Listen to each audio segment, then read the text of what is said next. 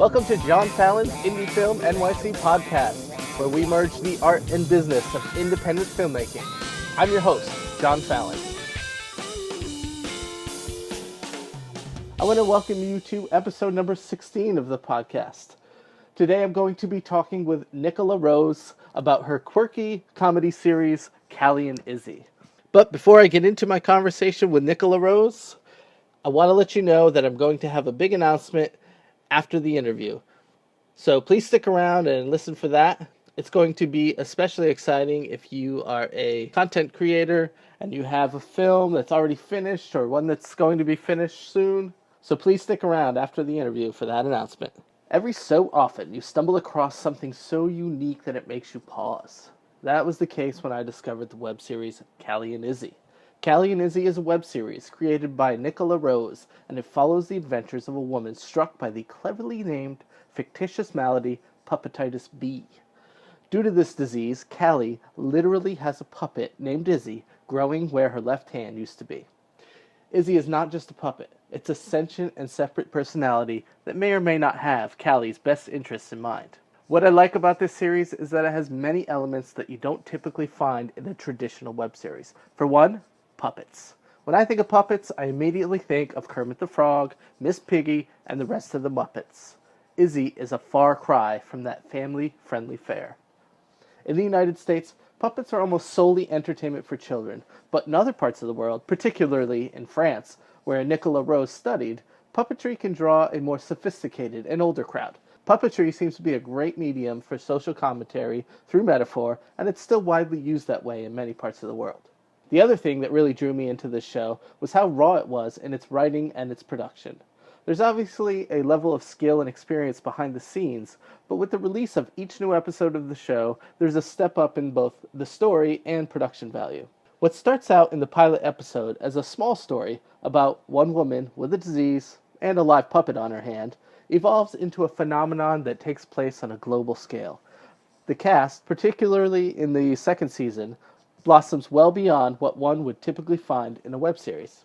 What Nicola was able to do with this show is nothing short of spectacular, and I would recommend the show as a case study for those who want to produce their first web series. There's a lot of talk today that creators need to stop just sitting around and waiting for permission to produce their projects only when some often intangible perfect situation arises. Sometimes the best thing a filmmaker can do is figure out a manageable way to get some of their story down on film so that they can put it out there, get feedback, and they keep tweaking it and letting it grow as they continue to move forward. There's nothing wrong with doing a project that can be called a work in progress. Very few people create a hit anything on their first time out. Through producing many projects, a filmmaker will learn what works, what doesn't, and what they ultimately want to say. Get out there and create something, because at the very least, it gives you something to grow from and helps you find your voice. Without further ado, here is my interview with Nicola Rose. I want to welcome Nicola Rose to the podcast. How are you doing today, Nicola? I'm good, John. Thank you for having me. I'm so glad to have you on. I wanted to ask you, before we get into kind of Callie and Izzy, I wanted to ask you a little bit about your background in the film and entertainment business. How did you get started in all this craziness? I got started through theater, actually, and I got started when I was a kid, and I've been acting pretty much consistently since I was 10. You know, I started out doing theater camp and community theater and all of that, and had been working professionally since I graduated from college in 2011. And not coincidentally, I became a puppeteer around that time and found that that was a real niche in professional performance. So I've been able to make money using puppets, and I'm really lucky. How did you get into puppetry? What was the story behind that? Oh, well, behind that was a trip to France that I took when I was a junior in college. And I was already interested in puppets from the time I was a kid, but this was the first that I had truly had a chance to study the art of puppetry and kind of apprentice with people who were puppeteers living there, because the art of puppetry is really big in France. It's even bigger in Central Europe and in the Czech Republic and places around there. And in France, it's a huge thing. You know, it's just part of the theater and film culture. So I got all this on-the-fly learning under the guise of research, which I guess it was and it wasn't, you know. And when I came back to this country for senior year of college, I produced a puppet show, a very dirty puppet play for adult audiences. And since then, I've been producing puppet shows and performing kids shows, which I want to make a differentiation between, because the kids shows are those are my day job, and then adult puppetry, such as my web series that we're going to talk about, is something that I do whenever I can, because I love doing it. But there's certainly not as much of an inherent market for it, that's for sure. Sure.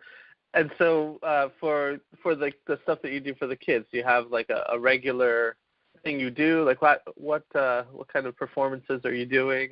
Yeah, I usually do something called Puppet Playtime, which is like an interactive puppet experience for the under 6 crowd. And the crowd gets younger and younger, I noticed, so there are a lot of infants who've been exposed to my puppets and vice versa. So it's something that I think is a lot of people's first-time experience with puppets. You're a baby, you come to see Puppet Playtime at the library or at the community center or at, you know, different places where they might pay somebody to come in and entertain with puppets, and then made a career out of it. And it's completely different from adult puppetry. I mean, it's the same technique. It's just the content, obviously, is pretty antithetical from what I might do on Callie and Izzy or something similar. Sure. Now, are you a native New Yorker? Did you grow up here, or how did you end up in New York? I'm a native, but I didn't grow up here. I was born in the area. I was actually born just outside of the city in Connecticut, and then I grew up in Florida and in Maine, and moved to France, moved back to New York. I'm leaving out some stuff. I've basically lived in New York now since 2008, but I also lived in France part of that time. So Right. I'm pretty inveterate, but not truly a lifer. Probably will be a lifer. So let's talk a little bit about Callie and Izzy. Yeah. Tell me what is Callie and Izzy? So Callie and Izzy is a web series about a girl who has a rare disorder called puppetitis B, which makes a puppet grow out of your hands, and in this case, an evil puppet. And the puppet complicates her life at every turn, and I envisioned it as a comic strip in the form of a web series. Comic strip in the form of how it's written and constructed, and then web series in the form of, you know, how it's presented and shown to people. It's obviously for live action, not drawing. It was actually my first foray into film, not as a performer, because I had been performing in film, but it was the first film that I ever made. And believe it or not, this was only about a year and a half ago that I began. So it seems now that, you know, I'm up to my eyeballs in film stuff, I'm working on my next film that's totally different from Callie and Izzy and so forth. It seems I've been doing this for a long time. I'm sure, you know, it won't seem like that with the benefit of hindsight. It will seem like I don't know anything right now, because I probably don't. But it has really been a fast and dense learning curve, that's for sure. And what was what drove you to go from purely a performer to basically a writer-producer? Well, it's actually a more gradual transition than that, because I had been a producer and director of live theater, and that had really toughened up my skin to do the film production. As a matter of fact, I think in many ways theater is boot camp compared to film. Just speaking as a producer-director, that's much harder to coordinate and to execute properly than film is, because film you have so much more room for error you can redo. Theater you can't redo, and you are on a time crunch, you're on a hamster wheel, and you've got to move forward, and you can't just say, oh, it's okay, we'll redo this, we'll just make more time and redo this. Obviously there are constraints on film with budget and so forth, but it really is more giving than a theater schedule ever could be. Sure, so, yeah, absolutely. In a way, even though it wasn't a parallel activity, it was really, really good and grueling training for what I'm doing now, because producing Callie and Izzy in comparison is a dream. Also because everybody was so wonderful to work with. I mean, we really had no bad apples. Well, talk about that for a minute. What kind of team did you assemble? What were they helping you learn, and vice versa? Talk about. Oh, sure. My team, as far as actors, it was largely people that I had already worked with and really trusted to first of all, be wonderfully talented, but also to show up. It is, more important than you might think, and maybe rarer than you might think. But they did both, and what I really couldn't have asked for that each and every one of them did naturally, and I'm talking about crew too, which I will get into. Crew I mostly met through having done other projects. It would be like, oh, hey, this DP is technically talented. Let's bring him on board. I didn't know any DPs except through acting, and so I would network while I was acting and bring in other people, which is, I guess an insider tip, folks. But, give your colleagues more work. Make everybody happy. That's actually a pretty common theme when I talk to a lot of independent filmmakers particularly, is that they cultivate those teams through the connections of where they've worked and people they've worked with. So I think that's a great thing. I mean, it's nice to hear that works for a lot of people. It's one of the best things about doing projects that might seem little or inconsequential. They rarely are. I mean, obviously, when you're auditioning that some projects are not worthy of your time, but there are many projects that could pay off in ways that you don't expect, the connections you make. I did a student film not that long ago where I met, a couple other actresses, and for that matter, a wonderful number of talented crew people, all of whom, except for the cast, were students. And so, in 10 years they're not going to be able to afford them in 10 years. But right now I can and say, hey, on a low budget because I'm doing this out of pocket. I need you to do this for me, and you can work with those people, and they're wonderful, and you guys teach each other so much. Right. Really symbiotic. Obviously, wish we could pay everybody way more. So how did they help you get your vision seen once you assembled them? What was the production schedule like? How did you get this whole thing shot? It was very DIY, actually. We assembled everybody on a convenient day for a read-through and said, okay, now that I've got you all here in one room, I'm going to schedule you all for shoot dates. And therefore, we didn't have to go through an email chain. I mean, sometimes we had to go through an email chain, but just the novelty and luxury of having everybody in that one room and being able to say, you free this Saturday? Okay, you free this Saturday? So it was very much on the fly and very, very much easier than it might have been that way, especially because everybody really did. This is what I started and didn't finish to say, as is my wont. Everybody who was working on this project truly took it under their wing, and that's what you can't ask for. I mean, you can say, hey, you need to do a good job because A, you're being paid, or B, in the unfortunate event, you're not being paid. You want this to be really good. You want your work to look good and my work to look good. But what you can't ask is for them to make the project theirs. And that's what every single actor, every single crew working on this has done. And I don't ever want to wake up and take that for granted. Even if it's, a very invisible project, if you have people who are that devoted to the work, you've got it made. It's the most elusive sort of chemistry between people on set. Yeah, no, you absolutely. have to like each other. So, I watched both seasons of the show, and it definitely feels like the action, the scope of the series really expands on your second season. Oh gosh, yeah. You have, I feel like in the first season there was maybe 4 or 5 actors pretty much for the whole thing, and then you've got quite a list of, if you go to the IMDb page, for instance, quite a list of people who participated. Talk about how you're transitioning this series, because I feel like you're getting your kind of, for lack of a better word, you're getting like your sea legs under you with the first season, and then the story really amped up for the second season. Tell me a little bit about that. True. I didn't have my legs under me yet for the first season. I mean, I'm pleased with what we got, and especially what my crew was able to give technically, but it wasn't finished. I had this idea that we were going to do just one season, and that would be it, and I would be on to other things. I had very much in mind what those other things would be, and naturally, being a well-laid plan, it didn't happen. And that was for the better, because I really needed to hone everything that you just spoke about by doing this second season. And one thing that was a benefit of that was that we were able to expand upon the cast of characters rather than just Izzy, the puppet, Callie, and Dr. Salverson being the main characters, which still they were.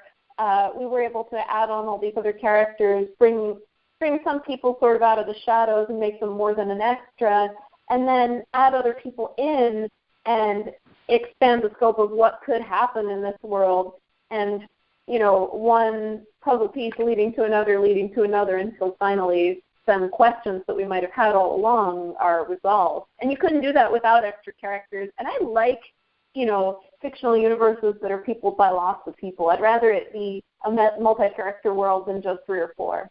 It gets a little claustrophobic. Now, was that something that you came to solely in the writing process, or was that a discussion with other crew members or actors? Like, how did that develop to be a bigger scope, like technically, I guess? Well, actually, some of our crew members, I had to deal with them that they would appear in an episode. What I didn't expect was that it would be more than a cameo. We have a couple different crew members who I had to deal with. I'm paying you a low rate, but you get to act in the second season, which was a great barter because there were 3 crew guys who acted on the show, and they all turned out to be excellent performers. Some of them do a little acting, but not necessarily as all of their main profession or anything like that. That's Sure. kind of rare. But our narrator, Rob Vincent, we only have a narrator in the second season, and he was actually our named soundman throughout both seasons. And I don't think he asked to act on the show. I think it was more that I already knew from prior experience with him because I've known him for many years. I already knew that he was a good actor. I was like, hey, can you come in and be Ron Howard from Arrested Development? And he was like, well, sure. He wasn't going to say no. And Right. he did a wonderful job. He was just the right voice for Callie and Izzy. Credit to him. He knew the tone it needed, and he made himself that. He already is that, but he's very sensitive to the colors of the show. Sure, absolutely. But again, that goes back to like what you were talking about a few minutes ago, about people making it their own and taking ownership of their part in the overall scheme. Why did you go the route? Structurally speaking, it's probably about a 2.5 to 3 minute length per episode, something like that. Mm-hmm. Why short snippets and not either a traditional half-hour comedy series or even like a film of some kind? Why did you want to do it this way? Well, as I mentioned earlier, it was my first foray into film, and I was concerned, especially with a maiden voyage project such as this, that people would not really watch beyond 2-3 minutes. And I think even if it were the product of an experienced filmmaker with many credits under her belt, people just tend to watch in short snippets. I'm guilty of this. I don't tend to watch more than a few minutes of a thing at a time. I'm happy to watch something long. I'm not talking about movies and theaters. Obviously, I'll sit there and watch. But, right. Online content, I'm speaking solely here of online content, I don't feel as though most people tend to watch over a few minutes, and that's why none of the episodes are really over 4 minutes long. I think there may be 1 or 2. But the other reason is that I like to write in short bursts. As I mentioned to you when we were just chatting, I grew up in a house with a father who was and is a professional cartoonist, strip cartoonist, meaning like 3-4 panels per day. So what he has to do, what cartoonists who work in that particular medium have to do, is basically set up, development, punchlines, or set up, development, some new way of looking at things that's interesting as an ending. Not necessarily like a, but like, some sort of satisfying ending. And as a result, for one reason or another, I'm very much at home with that form of writing and resolution or cliffhanger or whatever. Mm-hmm. So it's just a very native feeling way to, write those episodes. Oh, that's great. I think that's interesting. I hadn't heard anybody, speak to kind of writing a series that way, like a strip. Yeah, I've never heard anybody say that either, but I feel like web series and comic strips have a lot in common. Yeah, they probably do. They probably have a lot more in common than people really realize. But then not a lot of people grew up with comic strips like in their house, in every room in their house, on every shelf in the bookshelf. Right. They don't have that first-hand account the way you do. Like I obviously remember reading the Sunday comic strips or the Calvin and Hobbes daily strips and things like that. But I love Calvin and Hobbes. No one was in the house making those. I have been super into them anyway. they're just a wonderful microcosmic form of art. And so with the web series in particular, I think one of the hardest things to do is get the voice out there, get the message out there. Oh gosh. What kind of unique challenges did you find trying to get people to view the stuff, or how did you market it? How are you getting the word out of Callie and Izzy other than coming on the podcast and having us talk about it? Well, this is it pretty much. No, I'm just kidding. I found that the most beneficial thing that you can do is occupy a niche. And I suppose this is true in any profession or in any facet of entertainment as a profession. But especially for something like this where you're dealing with such a crowded field, everybody has a web series. And I don't mean that to denigrate the form. I think if you want to have a web series and you're able to produce that thing, go you. You should. I don't care if it's bad, just the fact that you're able to produce it. Actually, I just care if it's bad, but let's move on from that. I think the most important thing is that you are actually able not just to talk about this, but to make it happen, and that's awesome. Mm-hmm.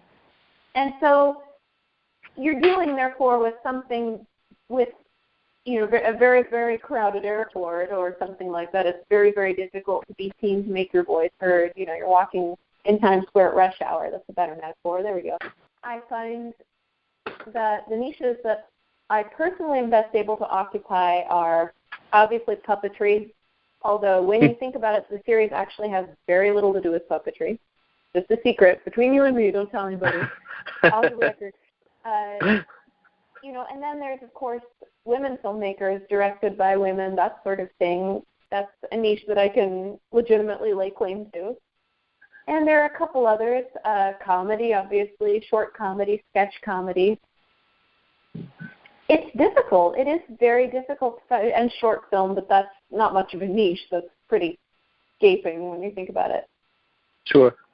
It is very difficult to find these niches to occupy. I'm sorry, what were you going to say? Are you putting the series into like web series festivals or any kind of film festivals like that? What other avenues are you using to get viewership? That's the other thing. We are in at least one upcoming festival, maybe more. We're going to be in the New Filmmakers New York Festival at Anthology Film Archives on December 7th. I will be attending that and talking about Callie and Izzy and handing out all those Callie and Izzy cards and so forth. So that's done in the East Village. I'm very excited about that. Right now, that's the only festival that we're appearing in. I didn't submit to too many, and that just has to do with pragmatism on my part that I want to save some of the submission money for my film. But I'm really looking forward to appearing in that one. For that matter, I just love attending festivals. They're great for networking. I think you should attend all the festivals you can. And you recently took your character to the Comic-Con festival in New York. What was that about? What were you doing there? I went to Comic-Con specifically to promote Callie and Izzy because it just so happened that opening day of Comic-Con coincided with our second season premiere online. So I went and just as a pure coincidence, this honestly had nothing to do with my show, I dressed up as Carmen Sandiego. And it turns out that the way to get major news outlets like CBS Sports and others to interview you at Comic-Con is a two-pronged process. And prong one is dress up as Carmen Sandiego, and prong two is carry a puppet so as to completely confuse people. It's like, why does Carmen have a puppet? Because they tend to know who you are. And then part two is, okay, why do you got a puppet? And then you end up having a conversation. The way that puppets usually lead into a conversation is great. And so what did you do? Did you bring a bunch of promotional material and pass that out? Or? Yeah, I would give them my business card on which I have, the basic info about the show. And we would talk about Callie and Izzy a little bit, but mostly we would end up talking about, I think mostly we talked about Carmen Sandiego. We talked about the puppet one way or another. A lot of stuff showed up online, and we got onto Mashable, we got onto Pix 11, we got onto ABC 7 and Reuters and Circa and CBS Sports. That was our haul from the day, which I think is pretty damn good. Yeah, no, that's great. Did you see? I just loved it with CBS Sports. It was the most random thing on earth. I had to Yeah, ask, how do you say I thought that was Gronkowski? funny. Does he say Gronkowski? I had no idea. I mean, I'm the worst. Anyway. And so did you see a lot of response, like direct response from any of that press? How are you tracking that? Well, nobody knew it was us because in most cases we appeared without, our names appearing, which is fine. But, I know that we got seen. You can see the numbers. Mm-hmm. So, if you find clips online. And that was pretty much the most important thing, that and being able to share it on social media and say, hey, I was featured on. And, I felt really proud of it, and I know that people enjoyed seeing it. That's great. It was a great way to get publicity for the show. I would not have thought of that because, in another capacity, like with my father, I've been to many Comic Cons, mostly in San Diego over the years, and if you don't dress up, this doesn't happen. But it turns out cosplay and hold a puppet is evidently the way to bring attention to your web series. That's great. So, you run down all the newscasters you see. Oh my God, interview me! Yeah, I'm sure you definitely say that. I'm going to when I post the episode, I'll put on the show page the video because I thought it was funny. Oh, please do! I love the CBS Sports videos. It made me laugh. I had another thing show up on my Facebook page actually that very night from an acquaintance saying, "Oh, hey, you got interviewed by my friend so and so," and there was the footage from Pix 11, which I don't think I would have found otherwise. Except by going directly to Pix 11. It's like, oh, this is my buddy who interviewed you. It's a smaller world than we think sometimes. It really is. So what's the future look like for Callie and Izzy? I mean, obviously you're just a few episodes into the second season, right? Yeah, where the viewers are seeing it now, we're at season 2, episode 3, and we have 9 episodes left to go. All part of a continuous story. It's a lot less gag-a-day than the first season was, which I think is how it should be, Mm-hmm. And the story is going to progress through, therefore, end of December, and that's going to be our series finale. A lot of people have asked if there's going to be a season 3. The truth is, I don't think so, because I feel like I ended the story. We'll see what people think. People who came to our season 2 premiere and got the benefit the way you did of seeing the whole thing kind of in a sneak preview, most of them thought the story was over. I think the story is over, but, not entirely up to my judgment. So never say never, but I think it's done. I know I'm ready to move on to other stuff. And so what kind of stuff are you ready to, what kind of stuff are you ready to move on to? Would it include puppetry necessarily, or are you branching out to other things? I don't need to include puppets in what I do, but puppets always manage to show up.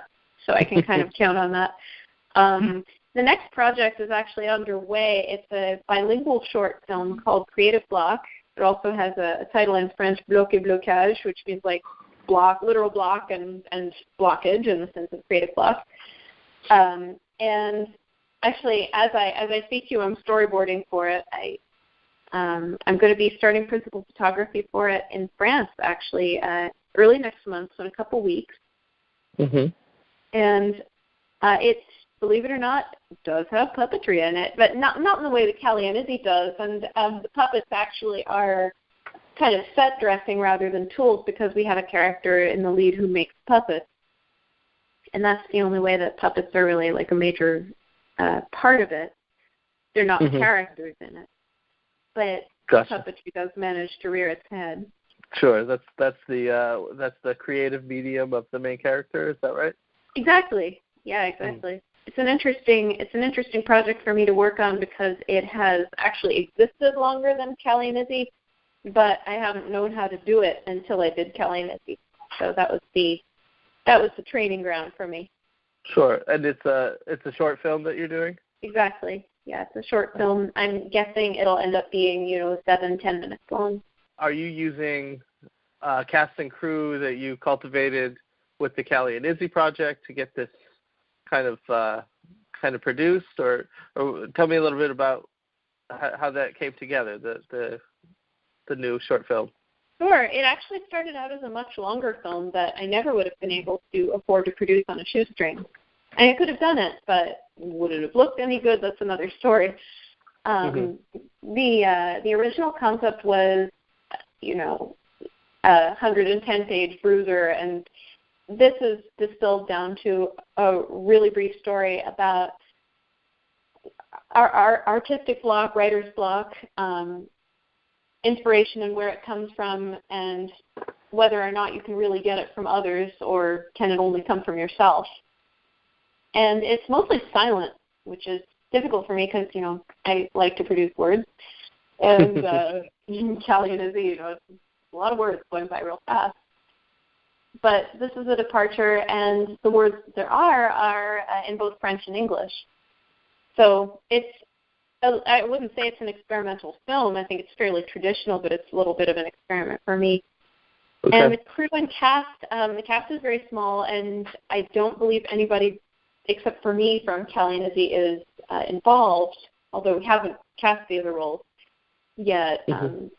Just because of the order that things are happening, and with pre-production, it hasn't happened. Probably won't happen until next year. And the cinematographer that I'm working with in France is somebody that I actually met through New York Women in Film and Television, or NIWIC, so not affiliated with Callie and Izzy either. Well, is there anything else about any of your work that we failed to talk about that you feel is important? I think that was mostly it. I'm going to be releasing much more info as we go about Creative Block. I want to do sort of an on-the-fly production diary, show pieces of storyboard, and then how they become real life, especially because we will be filming in France, and we'll be, Paris is character. So that's really exciting to me, and want to document it as it's happening. Yeah, absolutely. I think a lot of people are doing that, where they're kind of doing that production diary. It helps market. It helps get that word out and get people interested in what's going on, so that when you do release the film, it's not just a smack in the face or, coming out of the blue, You want people to be ready for it when it does arrive. It's not around yet. I wish I'd done this when it was, but it'll be around soon. Okay. Well, you let me know, and I will definitely add it to the show notes whenever you have it. I will. In the meantime, I can, if you like, I can tell everybody where to find Callie and Izzy online, and you can bet this will be linked to on there. Absolutely. That was my next question. How do we find Callie and Izzy and so you if we want to contact you? It's the same exact thing on all of the social medias, so Facebook, Twitter, and Instagram. It's all CALLIEANDIZZY. Okay. So that's it. It's Facebook /Callie and Izzy, and on Twitter and Instagram it's at Callie and Izzy. And great. You can get in touch with me through any of those, messaging and so forth. Well, thanks for your time today. Thank you so much for having me. I hope you enjoyed that interview and learned something, particularly if you're planning on producing your own web series or short content. So before my big announcement, I'd like to thank everyone who's been listening to this podcast. It's really starting to grow, and nothing makes me happier than to see that people are connecting with the message of the podcast and learning from their fellow filmmakers who produce and distribute all kinds of content. If you do like the show, then I would encourage you to please head over to iTunes or the Podbean page and leave a rating and or a review. It really helps with our rankings and lets other people discover the show. If you don't know where to go to do that, you can visit the show page at indiefilmnyc.com/IFNYC016, where I'll leave some direct links so you can simply click on them. Now for my big announcement. Along with my partners Jason Simba, Mo Zapata, and Caroline Lim, John Fallon's Indie Film NYC is now part of the Kew Gardens Festival of Cinema in Queens, New York. The Kew Gardens Festival of Cinema will screen all the films in the festival at Queens' only art house theater in the historic Kew Gardens area of New York City. Submissions will open on November 1st, and the festival itself will run for 10 days from August 4th until August 13th in the summer of 2017. As things get finalized over the next couple months, I will announce more information and create links and show pages on the website that will get you everything you need to submit to the inaugural year of what should be a flourishing film festival for years to come. So thanks for listening, and I'll see you next time on John Fallon's Indie Film NYC podcast.